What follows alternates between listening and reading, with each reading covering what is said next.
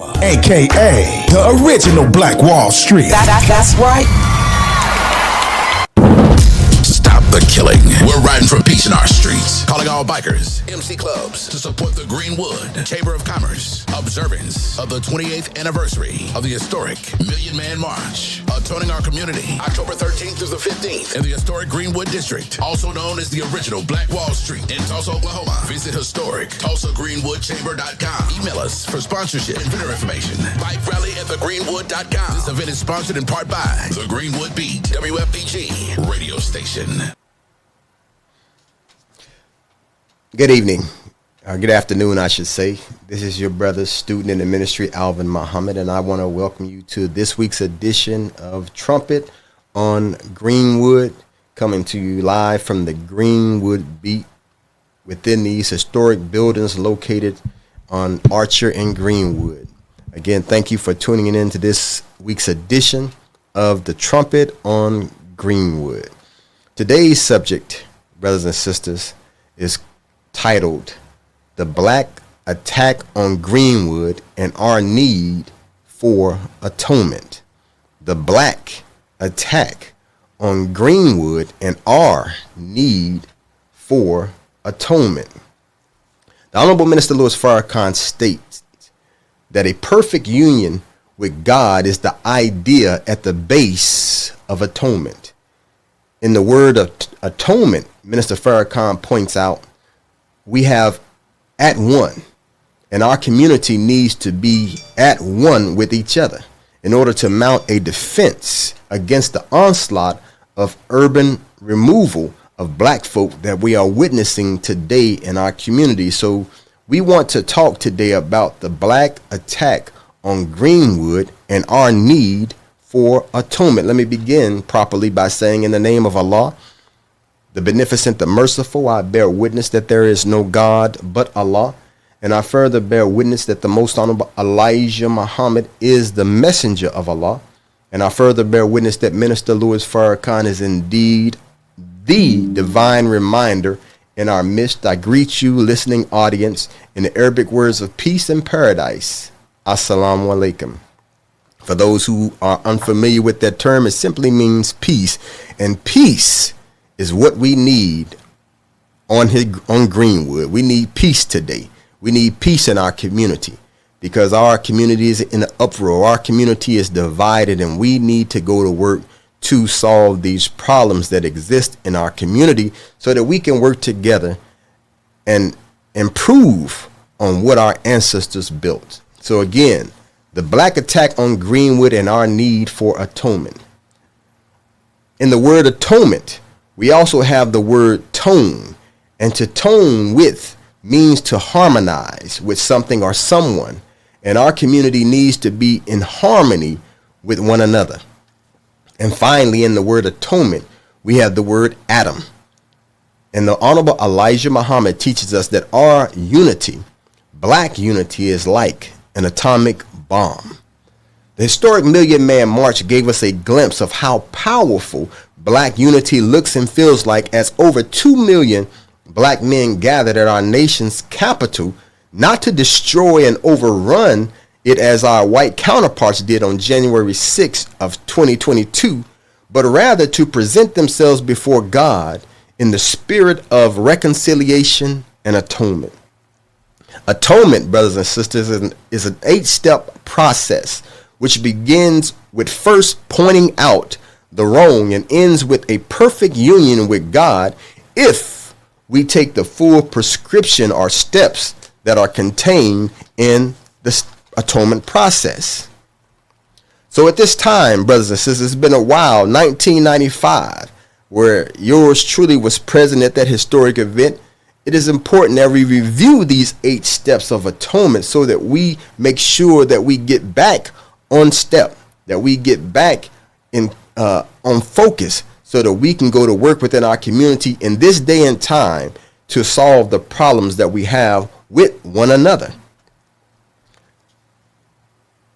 This is important now that we are preparing or fast approaching the 28th anniversary of the historic Million Man March, which will be the 16th of next month. 28 years that we gathered on those malls as brothers to atone before God. 28 years. So it's important. That's a lot of time that we review those 8 steps. So let us go through these steps so that we can have get back focus on what we need to be doing with one another, or as it relates to one another. Step number 1, pointing out the wrong. Step number 2, acknowledge the wrong. Step number 3, confess the fault. Step number 4, repent of the wrongdoing. Step number 5, atone or make reparations for wrongdoing. Step number 6, to forgive or pardon the wrongdoer. Step number 7, to reconcile or settle that which caused division. And step number 8, perfect union with God and with each other.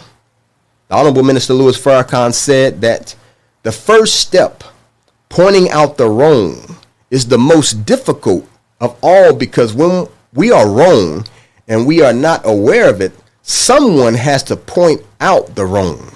The difficult thing is when somebody points it out, do we accept it? Do we reject it? Do we hate the person who pointed out our wrong?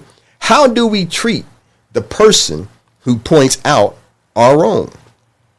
As difficult as this step may be, it is absolutely necessary to point out the wrong that is happening in the historic Greenwood District that continues to divide the black community one against the other on these sacred grounds affectionately called Black Wall Street. I was looking over the list of Tulsa chambers of commerce, and the obvious elephant in the room is that the black community of Tulsa is the only community that has 2 chambers of commerce that I could see.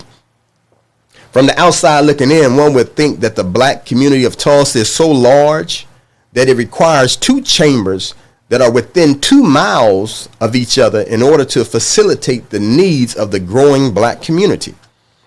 But upon closer inspection, one quickly finds out that at the root of why the black community has 2 chambers of commerce is deep-rooted division and self-hate.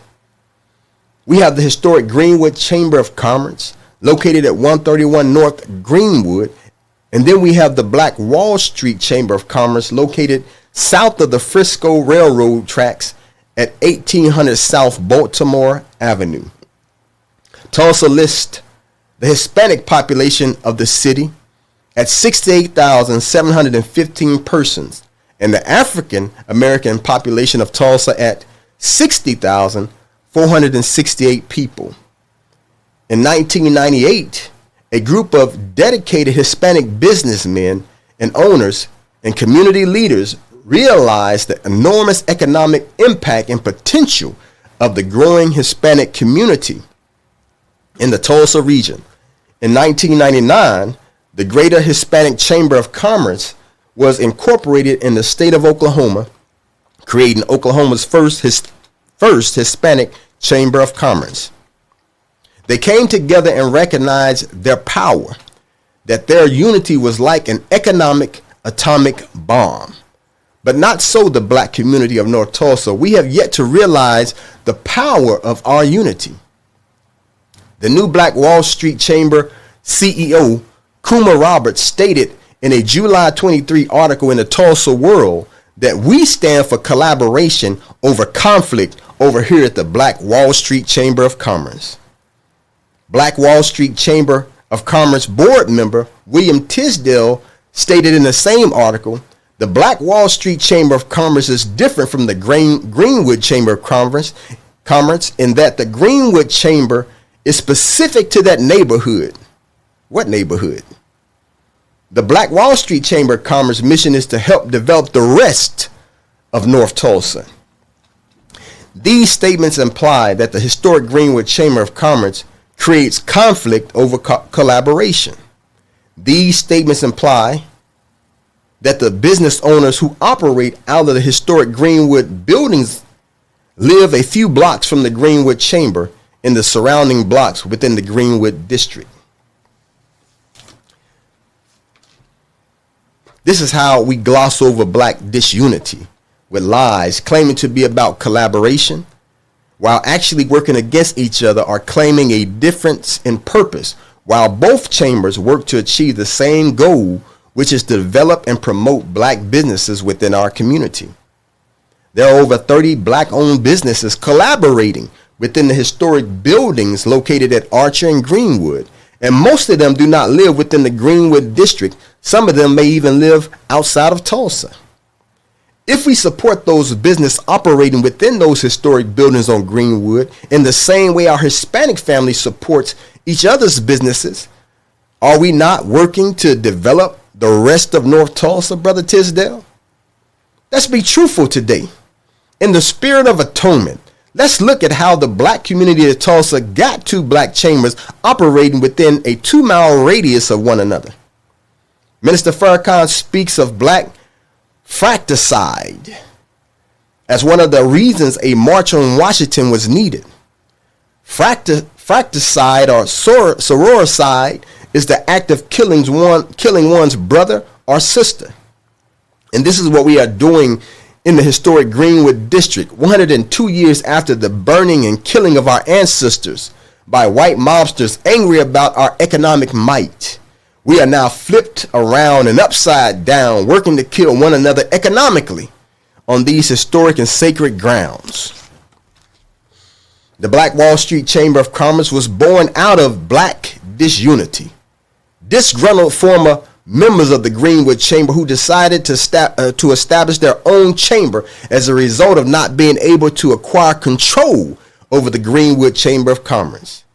To justify such actions of establishing a second black chamber in Tulsa, a misinformation campaign was initiated against the Greenwood Chamber, which included accusations of misappropriation of funds and allegations of federal investigations against the Greenwood Chamber of Commerce.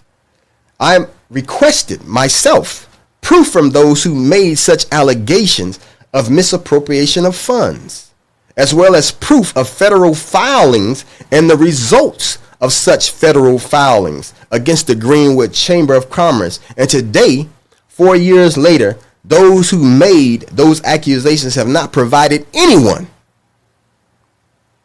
that I can see, that I know of, with proof that can be shared within our community concerning these allegations. If we can substantiate, or if we can't substantiate what we say, especially in the public realm, then we have to take step number 2 of the atonement process and acknowledge the wrong and damage that we have committed. Proverbs 16 and 18 states, "Pride goeth before destruction, and a haughty spirit before a fall." Presently, the Black Wall Street Chamber of Commerce has shut down operations and was supposed to relaunch September 1st of this month. I'm not sure why they did not relaunch on the 1st, but in truth, it would be best if they did not relaunch. I just got to be honest. Because as a community, we need to learn how to solve our conflicts while remaining united instead of running to white philanthropists to make us more financially powerful than those of our own race whom we have an issue with. As I was teaching on Yakub's grafted devil a few weeks ago, Yakub taught his grafted mankind to go in among us and cause us to fight and kill one another, and then offer to be the peacemaker for the opposing parties. And they still use this same trick on us today. They cause us to fight and kill one another. They empower one group over the other. And then they come in as peacemakers, and we still fall for that same old trick, that same old bamboozlement that Malcolm X talked about today. But instead of coming into our community as they once did, Yakub's made man has little black devils that are raised up and elevated in our community, casting doubt and suspicion, producing distrust and disunity among black people. One method these little devils use is saying the Greenwood Chamber is majority white. Well, tell me what good is an all-black chamber if they have to rely on majority white sponsors to conduct their events within the black community. This is a perfect example of the kettle calling the pot black. Another method of disunity these little black devils use is saying we need to see the financial records of the Greenwood Chamber. Open the books, they say. Well, let's open the books of the Black Wall Street Chamber so that the community can see who is financing the activities of this newly formed Black Wall Street Chamber. What is good for the goose is also good for the gander. And the last tool of doubt that these little black devils use is to question who owns the Greenwood Chamber. All these things, all these questions, they set out there to create doubt and suspicion. This question really gets black people stirred up because most of us don't know the history of the Greenwood Chamber, and very few will study to find out. Even though the Bible implores us to study and show thyself approved, most of us won't. So let us take a moment to do some research on the subject of who owns the Greenwood Chamber of Commerce. Most of us don't know that in the late 70s, the buildings on Greenwood were nothing but empty, boarded up shells, nothing like we see and enjoy today. We bring tourists down here and we show them the buildings and we show them the burned out spots. But in the 70s, these were nothing but hollow shells, fallen bricks, just a playground for many children in the neighborhood to come run around through. But the late, great Kevin Ross has a documentary called The Red Birds on Greenwood, which gives us a look at the actual condition of Greenwood before the buildings were restored to the present condition they are today. This is in the 70s, brothers and sisters. You can find this documentary on YouTube, or you can get it off my timeline. But for the most part, brothers and sisters, the black community all but abandoned these historic buildings our ancestors built. That was the case until 1979 when a group of black businesses led by Adolph Williams and Ralph McIntosh put together a package of federal financing and private funding, which in partnership with the city of Tulsa, they hope to use to revitalize the old Greenwood Business District with what is called the Greenwood Market, which was to be an open-air shopping center, much like Mother Road's Market. Now we know who they got the idea to build the Mother Road's Market from. They got it from our ancestors. But halfway through the project, the Urban Renewal Authority stepped in and took the project out of the hands of black men and turned the Greenwood Business District buildings into office spaces, which was the original intent of the city of Tulsa for the space. When Urban Renewal took control of the rebuilding of Greenwood in the late 70s, they took control of all the remaining land in the Greenwood District, so much so that what was left of the Greenwood District was either owned by the Urban Renewal Authority, which changed its name to the Tulsa Development Authority, and OSU Tulsa, who was the owner of the remaining land. The Tulsa Development Authority and OSU Tulsa became the majority owners of the historic Greenwood District in the late 70s. But also in the 70s, under the leadership of American State Bank founder and owner Leroy Thomas and Dr. Milton Goodwin, as well as others, the Greenwood Chamber of Commerce, which began as early as 1928, I believe, began an effort to preserve tangible assets, the historic buildings, land, and businesses in the Greenwood District. And by 1983, the Greenwood Center Ltd. enterprise was established, which manages over 60,000 square feet of prime office space, the buildings that we are in today. The Greenwood Chamber of Commerce has had 9 revisions to its original constitution, the last revision producing the Greenwood Community Development Corporation. But little black devils within our community have caused much distrust and doubt over the many names associated with the historic Greenwood District and the buildings that it owns. This is so because they were ignorant of the fact that the names associated with the Greenwood Chamber represents the revisions to their constitutions and the evolution of the way it operates. So to answer your question are the answer to the questions they put out in our community as to who owns the buildings on Greenwood.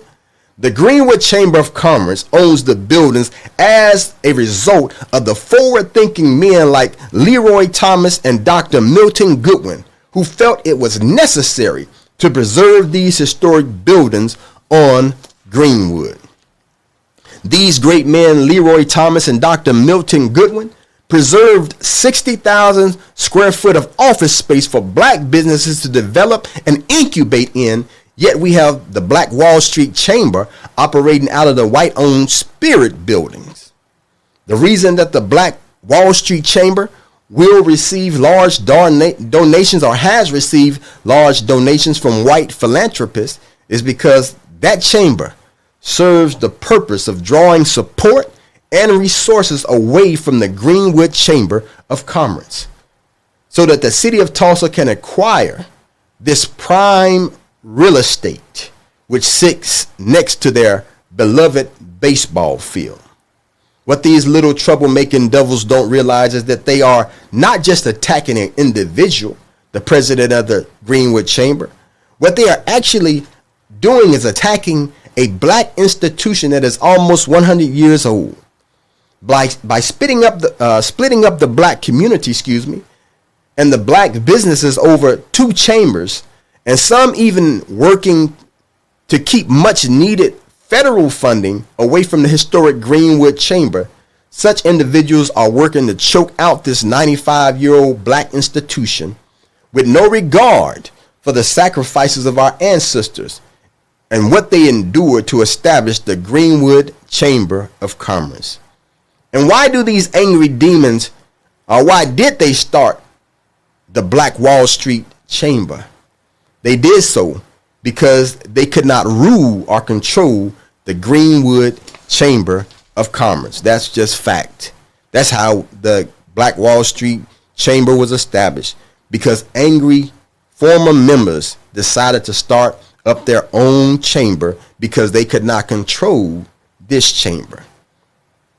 When your heart is pure, you don't do things for others out of a desire to control them. As I, as well as others, work on behalf of the historic Greenwood Chamber for free, we don't get paid to do the things we do to bring funding to these historic buildings on Greenwood.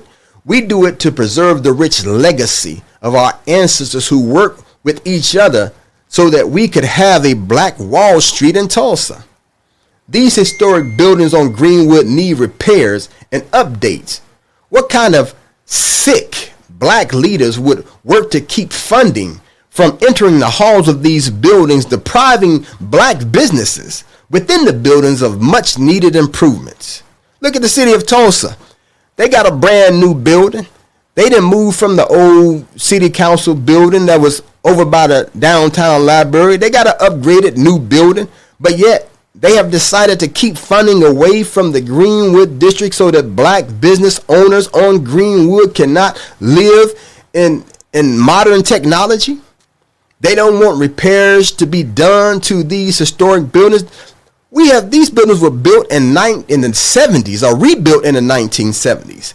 The HVAC system or the heat and air system is so old that they got to make parts when it breaks down. They got to make parts to repair it.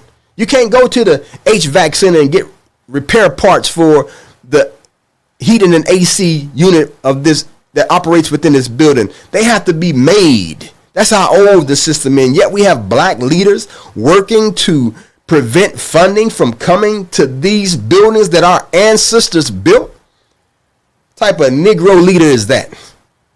Just because you can't control it, you want to destroy it like the evil devil that you are. We got to call it out today, because our community needs atonement. Our community needs to be awakened to what's going on in our community and those who are doing these evil things in our community. But when your heart is rotten and you seek power and control, then if you can't control a thing or a person, then you work to destroy it and choke it out, as is being done on the historic Greenwood. We have individuals who are working to try to choke out the Greenwood Chamber of Commerce to prevent much needed repairs from coming to these buildings that our ancestors built. Again, this is not about an individual. This is about a legacy. A legacy. So why do we have black leaders in our community trying to destroy our legacy? Because they can't control it. It's time for us to atone and stop being a tool for white expansion in the historic Greenwood District. Our ancestors deserve better, brothers and sisters. 1 Thessalonians 5:21 says, prove all things and hold fast to that which is good.